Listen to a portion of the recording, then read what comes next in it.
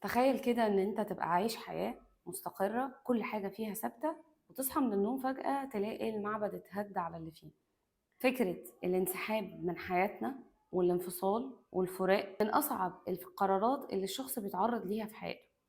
الشخص بيصحى على صدمة إن إزاي حياتي تبقى متسيستمة بالشكل ده، وأنا مفصلها على مقاسي، وفجأة أصحى ألاقي نفسي في الهوا ومفيش أي حاجة خالص من اللي أنا متعود عليها بقت موجودة. إزاي أقدر أعيش حياتي بعد ما ألاقي نفسي اتسبت وبقيت في توهة وبقيت في حيرة؟ أول حاجة لازم نتقبل فكرة إن الفقد خطوة حقيقية جدا موجودة في حياتنا، وكده كده هنمر بيها. شعور التوهة شعور حقيقي، ومن حقك ادي نفسك وقتك في ان انت تتفاجئ وتنبهر وتقول انا فين، انا ازاي يحصل فيا كده. خد وقتك في الحزن زي ما انت عايز، بس ما تغرقش فيه. اتعامل دايما مع ان المرحلة دي مرحلة وجع فعلا وفقد، والشخص ده كان وجوده فارق في حياتي. بس اعمل حسابك ان انت تدي نفسك نسخة جديدة، يعني ما تعطلش عند الحتة دي. يعني مثلا انا تليفوني اتكسر، انا هروح اعمل له سوفت فهمسح كل حاجة من على التليفون، بس انا زعلانة قوي ان التليفون فيه صور وذكريات حلوة ليا. هل معنى ده ان عشان فيه ذكريات حلوة ليا ان انا هوقف حياتي كلها على التليفون ده؟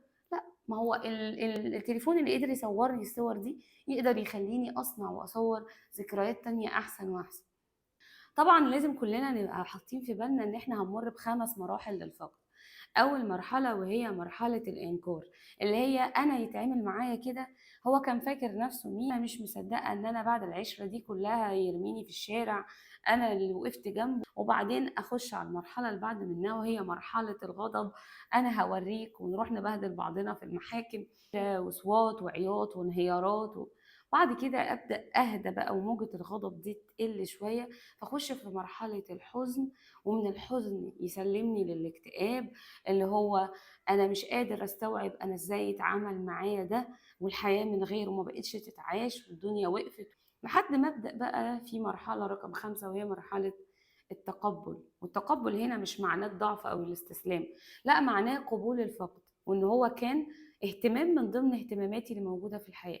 مرحله وعدت، وانا هعتبر ان المرحله دي مرحله انطلاق ليا للاحسن، واللي هيجي بعد كده افضل من اللي انا كنت فيه. اعتبره درس وانا اتعلمت منه وخرجت منه بحاجات كتير، حتى لو انا معرفتش السبب وهو سابني ليه دلوقتي. بس يكفي ان انا قدرت ان اشوف نفسي نسخة تانية مختلفة عن اللي انا كنت فيه.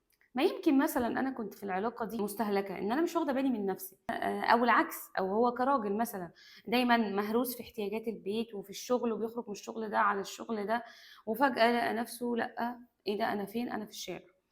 الشخص هنا في اللحظة دي يبدأ يفكر أنا هعمل إيه بعد كده، مش هقعد أعيط على اللي فات. بعد ما هتعدي بالمراحل دي ممكن عقلك يوزك كده ما بين لحظة والتانية، اللي هو تفتكر شوية ذكريات حلوة ما بينكوا وكلمتين حلوين، وممكن عقلك يقولك كمان إن أنت اللي غلطان وإن أنت اللي ظالم الشخص ده. وده على فكرة من ضمن الأسباب اللي بتصعب علينا قرارات الانفصال، إن الشخص دايما بيبقى حاطط إن الذكريات الحلوة دي، حتى ولو الميموري بتاعته مدياله ذكريتين اتنين من ضمن الذكريات الوحشه دي كلها، الا ان هو بيعمل فلتره للموضوع ده، فيفضل مركز على الحاجه الحلوه على الرغم انه اتعرض لاساءات واهانات كتيره جدا. حلو قوي ان انا افتكر للشخص الحاجه الحلوه اللي ما بيننا، ولا تنسوا الفضل بينكم، وان انا افتكر كل حاجه كويسه. بس انا بتكلم في نقطه ان الشخص هنا في اللحظه دي هيتغاضى عن الاساءات اللي اتعرض ليها، في مقابل ان هو عايز يرجع والسلام، علشان ما يلاقيش نفسه لوحده. فده في أحيان كتيرة بيكون حلو، بس الوحش هنا إن هو بيزود علينا حجم الألم اللي إحنا بنبقى عايشين فيه، ونفضل طول الوقت في أغنية يا ريت اللي جرى مكان. خليك واضح مع نفسك، ودايما تصارح نفسك بأن خلاص العلاقة انتهت. إيه بقى اللي أنا هقدر أستحمله وإيه اللي مش هقدر أستحمله؟ همهد لنفسي إزاي؟ الحياة فيما بعد هتبقى عاملة إزاي؟ هو ده دوري في اللحظة دي. خلي بالك ان من ضمن الاسباب اللي بتخلينا دايما نرجع نفكر في الاشخاص هي فكره الادمان العاطفي او التعود العاطفي. انا ممكن ما بقاش بحب الشخص على قد ما انا بكون مدمنه وجوده في حياتي، ومتعلقه بيه ومتعلقه بالحاجات اللي انا باخدها منه، او هو متعوده على ان هو عايش معايا بلايف ستايل معين وبيسد لي احتياجات معينه في حياتي. فلما الشخص ده هيبدا ان هو يتشال من حياتي، فانا حياتي هيبدا ميزانها يختل. اسال نفسك سؤال: هل انا زعلي على الشخص ده علشان خاطر انا ماشيه بمبدا اللي اعرفه احسن من اللي ما اعرفوش، ولا علشان خاطر انا فعلا وجوده فارق معايا ومش قادره اكمل الحياه دي من غيره.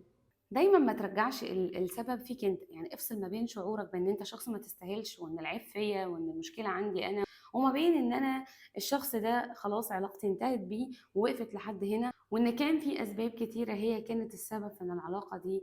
ما تحكمش على نفسك من نقطه النهايه، واعترف انك موجوع، نقطة من أول السطر وابدأ حياة جديدة. اعتبر إن دي نقطة تحول في حياتك، وما كانتش هتظهر إلا لو اتحطيت في الأمر ده أو تعرضت للظرف ده.